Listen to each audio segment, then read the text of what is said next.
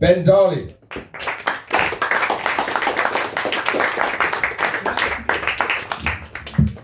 So over the last week I wrote 3 poems which I was really looking forward to piloting today, but unfortunately midnight last night I came up with an even better idea and that superseded them, so I'm going to share this with you.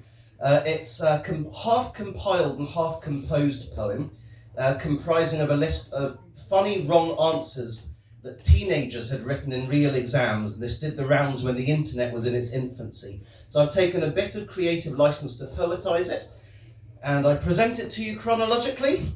This has a working title of Blunders of Historic Proportion.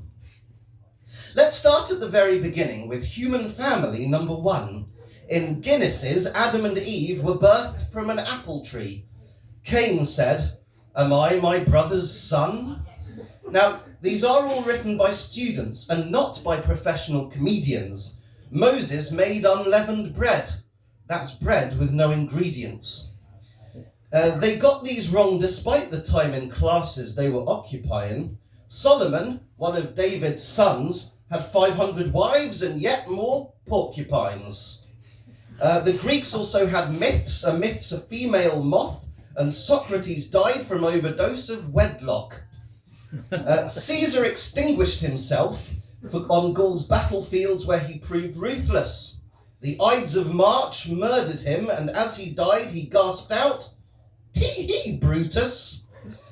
Nero was a cruel tyrannosaur who tortured plebs by fiddling. Palaver.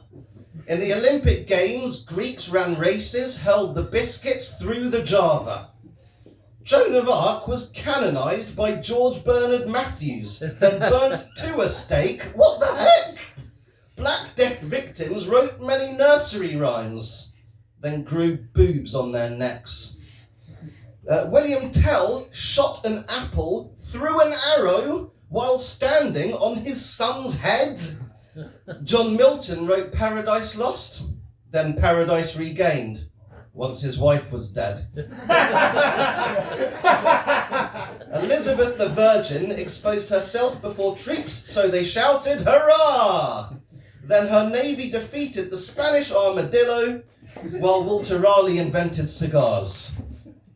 Shakespeare was born on his birthday. These are funnier if you care to dissect them, please. He only got famous because of his plays. He wrote tragedies, comedies, hysterectomies. Romeo and Juliet in Islamic pentameter are an example of an heroic couplet. Romeo's last wish was to come back to life so that he could get laid again by Miss Catapult. For fans of 1620s Pilgrim Settlement, this next punchline is gorgeous. Many people died, many babies were born.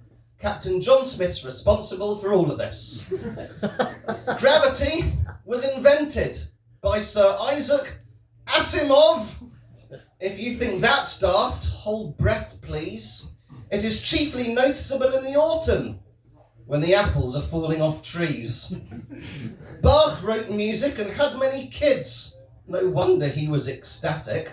In between, he practiced on an old spinster, which he kept up in his attic. Tchaikovsky was the most famous composer in the world, and so was Handel at that. Handel was half German, half Italian, and half English. He was very fat.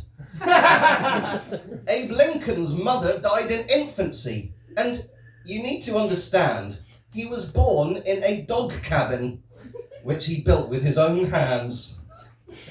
While president, Lincoln wore only a silk hat of renowned length. He's still best known for saying, "Friends, in onion there is strength." In April 1865, Lincoln got shot in his theatre chair. The assassin was actor John Wilkes Booth. This ruined Booth's career. Madman Curry invented the radio. Louis Pasteur cured rabbis again. Cyrus McCormick invented the McCormick Raper, which did the work of 100 men. Karl Marx became a Marx brother. And if you think that guy's full of feces, Charles Darwin was a naturist who wrote The Orgasm of the Species. The Great War was caused by a surfer who assigned the hungry ostrich archduck. This ushered a new era in the anus of history. I mean, really, what the fuck? The Queen died last year and is still dead. This event ended her reign. Now the final line. When you're born, they must sever the urinal cord. Okay, so that last dumb exam answer was mine. Thank you, I'm Ben Darley.